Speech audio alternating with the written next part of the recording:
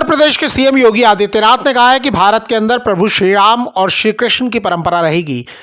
अब आपको तय करना है कि आक्रांताओं को अपना आदर्श मानते हैं या राम कृष्ण और बुद्ध की परंपरा को अपना आदर्श मानते हैं। भारत के अंदर राम कृष्ण और बुद्ध की ही परंपरा रहेगी, बाबर और औरंगजेब की परंपरा नहीं रहेगी। सीएम योगी आदित्यनाथ ने कहा कि हिंदू पर्व और त्योहार के दौरान समस्या खड़ी करने वालों से सरकार सख्ती से निपटेगी।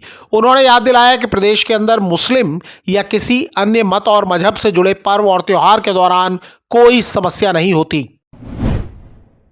एनएसए अजीत डोभाल चीन के दौरे पर जाएंगे। मीडिया रिपोर्टों के मुताबिक डोभाल 18 दिसंबर को चीन जा सकते हैं। साल 2019 के बाद यह पहला मौका है जब भारत के कोई बड़े अधिकारी चीन का दौरा करेंगे। इससे पहले विदेश मंत्री जयशंकर ने अगस्त 2019 में चीन की यात्रा की थी।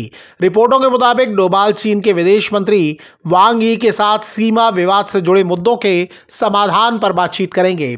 भारत और चीन के बीच अक्टूबर में सीमा विवाद को सुलझाने के लिए सहमति बनी थी। इसके लिए दोनों देशों ने अजीत डोभाल और वांग यी को विशेष प्रतिनिधि बनाया था। अक्टूबर में ही रूस में हुई ब्रिक्स समिट में प्रधानमंत्री नरेंद्र मोदी और चीन के राष्ट्रपति शी जिनपिंग के बीच दो तरफा बातचीत हुई थी। साल 2020 में गलवान में हुई झड़प के बाद पीएम मोदी और जिनपिंग के बीच ये पहली बातचीत थी। श्रीलंका के राष्ट्रपति अनुराग कुमार दिसानायके ने भरोसा दिया है कि वो अपने देश की जमीन का इस्तेमाल भारत के खिलाफ नहीं होने देंगे। दिसानायके भारत के दौरे पर हैं। राष्ट्रपति के रूप में ये उनका पहला विदेशी दौरा है।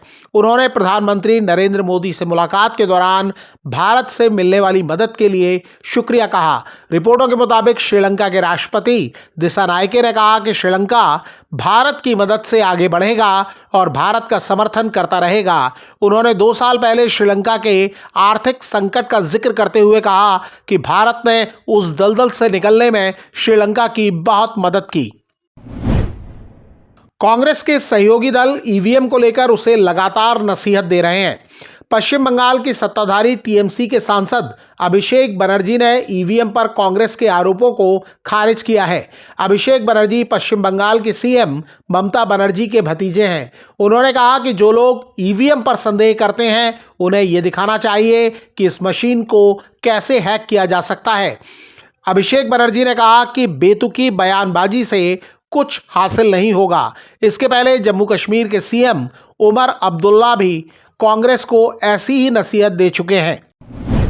कारोबारी नारायण मूर्ति ने युवाओं को कड़ी मेहनत करने का संदेश दिया है। उन्होंने एक बार फिर हफ्ते में 70 घंटे काम करने की बात की है। पिछली बार जब उन्होंने हफ्ते में 70 घंटे काम करने की सलाह दी थी तो बहस छिड़ गई थी।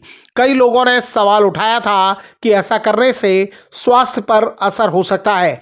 कड़ी मेहनत की जरूरत को समझाते हुए नारायण मूर्ति ने कहा कि भारत को नंबर 1 बनाने की दिशा में काम करना जरूरी है। उन्होंने कहा कि 80 करोड़ भारतीयों को मुफ्त राशन मिलता है। इसका मतलब है कि 800 मिलियन भारतीय गरीबी में है। अगर हम कड़ी मेहनत करने की स्थिति में नहीं है तो कौन कड़ी मेहनत करेगा। नारायण मूर्ति ने कहा कि वो मानते हैं कि एक देश गरीबी से तभी लड़ सकता है जब वो रोजगार पैदा करे जिससे खर्च करने लायक आय हो।